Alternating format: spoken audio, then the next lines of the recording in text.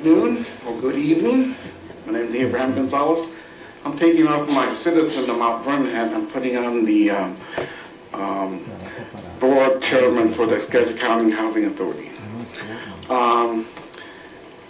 This ordinance, like the city attorney so eloquently pointed out, is, it's written into the Constitution.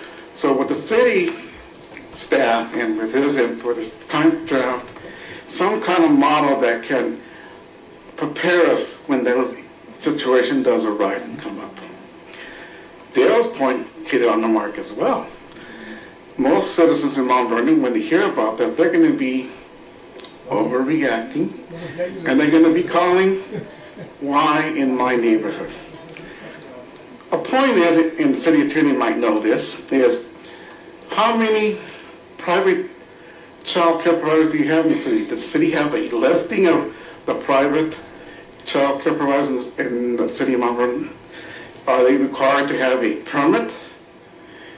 So therefore, if you're in some neighborhoods, there's churches, and you have a private operated child care. So, I don't know, I don't think the city has a listing, and I don't think it's required. The business licensing we will. Okay, thank you, dear. But again, you're faced with a challenge, a big challenge. You are then elected to represent the city's citizens in Mount Vernon. I have been a volunteer with the Skagit Housing Authority for a number of years. My role is to find affordable housing to those families that are disenfranchised and disadvantaged. Like Penny said earlier, a lot of the homeless are young families with small children. And an encampment for, again, it's not structured for that particular population. However, the bigger picture is there is a need for housing for those members of our community that need a leg up. It's not that they chose to be homeless, it's that economic situations made it difficult for them to maintain their residence of where they had a comfortable roof over their head and necessities of home. We at the Skagit County Housing Authority take very, careful eye as to what our needs of our community is. We have a tremendous waiting list, Unfortunately, we are faced with sometimes, we like to find opportunities to build. And again, we would encourage the city when it has its upcoming zoning ordinance to keep an eye on changing some of the proposals that we have, I know, in the comprehensive plan amendments already in the pipeline. You are the people, you are the face of the city. Plain and simple.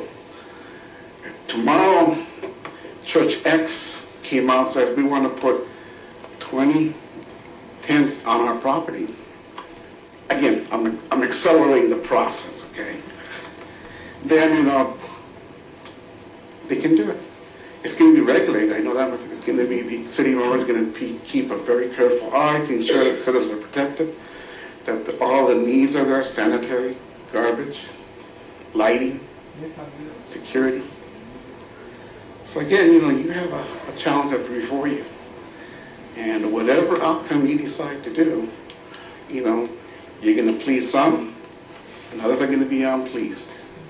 So it's that medium, that balance that you are faced with.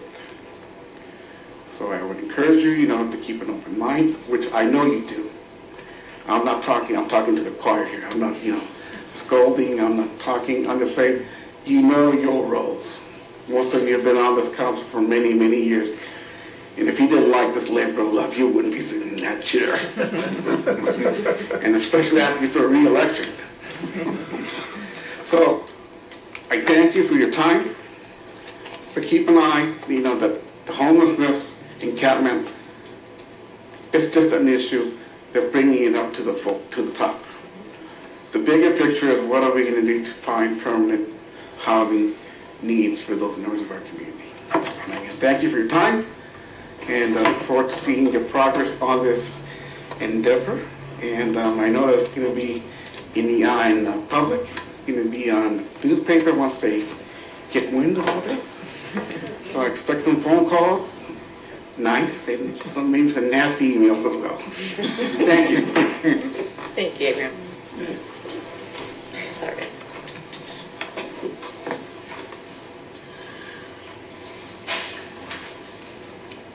Good evening, everyone.